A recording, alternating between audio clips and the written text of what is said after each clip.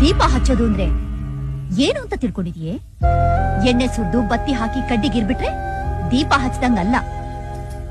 ಮೆಟ್ಟಿದ ಮನೆ ಅನ್ನೋ ದೀಪಕ್ಕೆ ಮಾನ ಅನ್ನೋ ಬತ್ತಿ ಹಾಕಿ, ಮರ್ಯಾದೆ ಅನ್ನೋ ಎಣ್ಣೆ ಸುರಿದು, ಗೌರವ ಅನ್ನೋ ಕಡ್ಡಿಯಿಂದ ಹಚ್ತಾರಲ್ಲ, ಅದಕ್ಕೆ ದೀಪ ಹಚ್ಚೋದು ಅಂತ. ಹೌದೌದು, ಉದಾಹರಣೆ ತುಂಬಾ ಚೆನ್ನಾಗಿದೆ.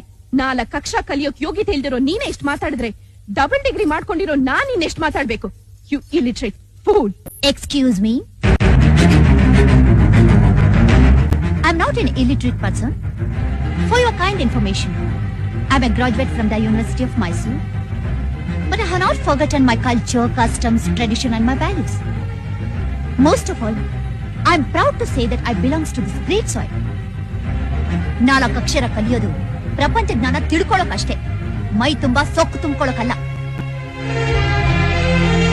ಓದಿರೋ ನಾಲಿಗೆಗೆ ತಾಳ್ಮೆ ಇರಬೇಕು ಅಂತ ನಿನಗೆ ತಡೆ ಇಲ್ಲದೆ ನುಲಿತಾ ಇದೆ. ಮಾತಕ್ ಮುಂಚೆ ನಾನು ಕೋಟ್ಯಾಧೀಶ್ವರನ್ ಮಗಳು ಅಂತ ಕೊಚ್ಕೋತಿಯಲ್ಲ, ಸತ್ತಾಗ ಮೈ ಮೇಲಿರೋ ಬಟ್ಟೆ, ಸೊಂಟದಲ್ಲಿರೋ ಉಡ್ದಾರ ಕೂಡ ಬಿಡೋದಿಲ್ಲ. ಎಲ್ಲನೂ ಕಿತ್ಕೊಂಡೇ ಹೂಳೋದು. ಈ ಸೌಭಾಗ್ಯಕ್ಕೆ ಯಾವ ಕೋಟಿ ಇದ್ದು ಏನ್ ಪ್ರಯೋಜನ? ಬದುಕಿರೋವರೆಗೂ ತಗ್ಗಿ ಬಗ್ಗಿ ನಡಿಬೇಕು. ನಾನು ಯಾರಿಗೂ ತಲೆ ತಗ್ಸಲ್ಲ. ಬೇಡ, ನೀನ್ ತಗ್ಗಿಸ್ಬೇಡ. ನಿನ್ನ ಗಂಡ ಬೇರೆಯವ್ರ ಮುಂದೆ ತಲೆ ತಗ್ಸೋ